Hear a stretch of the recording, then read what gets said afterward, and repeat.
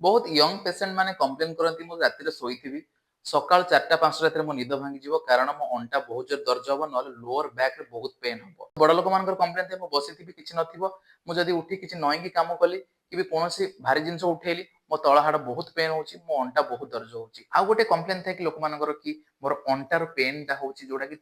तळ जाय जाउची गोड़ जाय जाउची एम ताको सियाटिका कहिताउ तेबे ए अंटा दर्जर कारण बयस अनुसार कोन थाए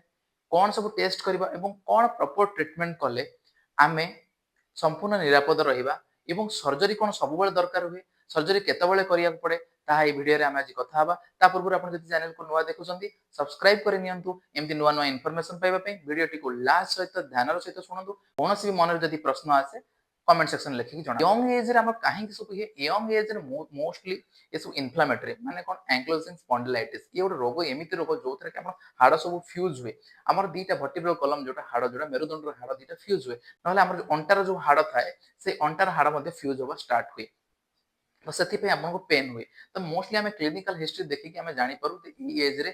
कौन पेन होची आम सिंपल एक्सरे कर जना पड़े किसी blood taste like ESR CRP और किसी HLA-27 लाइक बेला टेस्ट करा जाए जो थी जना पड़े हाँ एंक्लोसिस स्पॉन्डिलाइटिस प्रॉपर ट्रीटमेंट कले यार कॉम्प्लिकेशन को आम रोकी परिबा यंग एडल्ट हो मिडिल एज पर्सन हो कि कौन करते बहुत समय कंप्यूटर आगे जो काम करती नई काम करती बहुत बाइक चलाती लोअर बैक पेन होता है तो ये सब कारण मोस्टली कौन हुए ना आपंकर मांसपेशी जनित कारण होता है तो ये सब ये मेकानिकल कज या आम कौन करवा आम जो यार लाइफस्टाइल चेंज करवा एवं जो होची से सब आम अवॉइड करवा एवं रेगुलर स्ट्रेचिंग एक्सरसाइज करवा 90% चांस होची आपनकर लोअर बैक पेन इंप्रूव हेजिवो मेरुदंड जो हाड़ था दीटा हाड़ भीतर गोटे डिस्क थाए ताको कहंती वर्टिब्रल डिस्क से वर्टिब्रल डिस्क प्रोलैप्स हो जाए टिके खसी गले कौन हुए ना से हम स्पाइनल कॉर्ड रो जो स्नायु को से इरिटेशन करे तो सेति पे हम से ताको कहंती प्रोलैप्स इंटरवर्टिब्रल डिस्क PIVD तो सेति पे कौन होय इनिशियल स्टेज रे हम जदी कुछ